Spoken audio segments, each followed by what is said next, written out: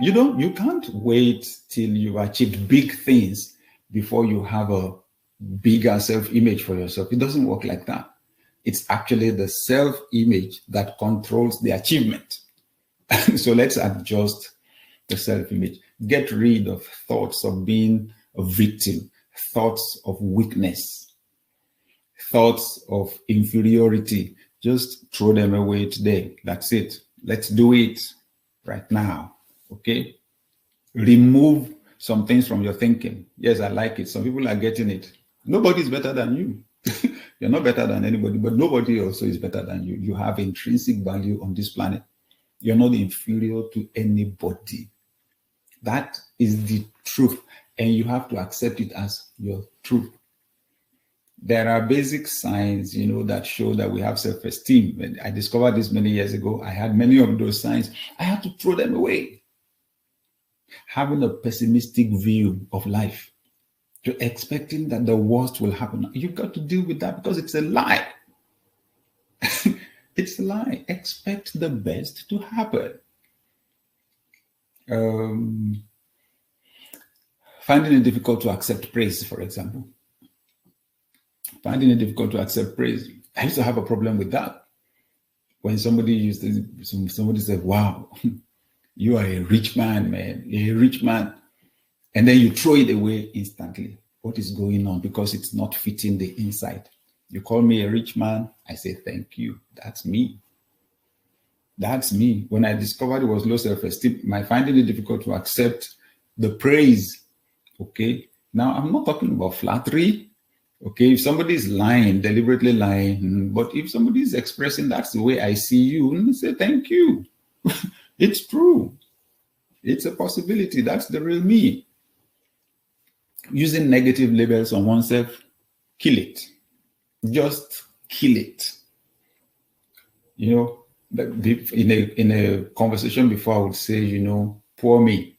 Poor what? Never. I killed it. I killed it. It's better to not say anything than to use such a negative label on yourself. Yes. So kill the negative labels. Kill them. Not only that, use positive labels on yourself. When the day I checked in the dictionary to find the definition of lanky, that it means tall and slim. So wow, I didn't know. I don't know why. In my mind, I thought lanky meant somebody that was big, tall and slim. I said, fantastic. Good. So if you're looking for a handsome, lanky guy, here I am. Okay, so if you've not been used to it, it would at first seem awkward, right? Stay with it. Stay with it. After some time, the picture will stay. Stay with it. Yeah, I'm a millionaire. When I began to do this, I was an engineering student in college, and on my notebooks, I wrote millionaire in training. Millionaire in training. That was the word that I wanted to stick to my mind about myself. So it didn't take long before I would look in the mirror and begin to like the guy there. Honestly, I then deliberately looked in the mirror and spoke to the guy that I saw. You are special, man. The whole world is waiting for you, and you have something to offer the world. That was where things began to change. Okay? So we got to get rid of some things. And we've got to, what we're doing is building the self-image. That image, that picture controls your life. You will not attempt anything beyond the capacity of that guy, that picture, that lady. That's why it's so important. That's why we're dealing with it. Right? Good. Should I tell you something? You are a creator. You have the capacity to bring into existence things that have never existed before. You doubt me? If you sleep with someone, a member of the opposite sex, and you are holding on, you produce a baby. And remembering that a human being is the most valuable asset on this planet, and you have the capacity, if you cooperate with another person, to bring into existence a human being that never existed before, you're special. But what I'm here to let you know is you have capacity to produce a whole lot more than that. And the children you produce from your brain, actually determine your wealth, your measure of wealth. That's why we call them brain children, the ideas you create. Why is the self-image so important? Because when it changes the way you see your world. It changes the way you see and respond to your world. And it changes the way your world responds to you. We're right in the middle of a pandemic now.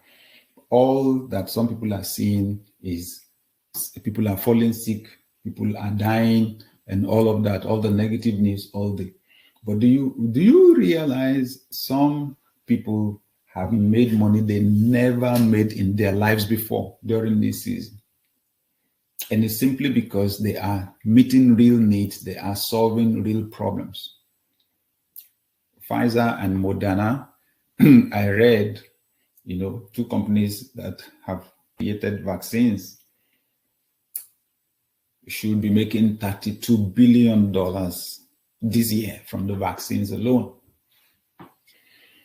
About 50% of success is self-esteem. It starts from the self-image, the picture, then goes to the self-esteem, how you feel about yourself. From self-esteem, you move to self-respect. Self-respect. How you treat yourself. Self-respect.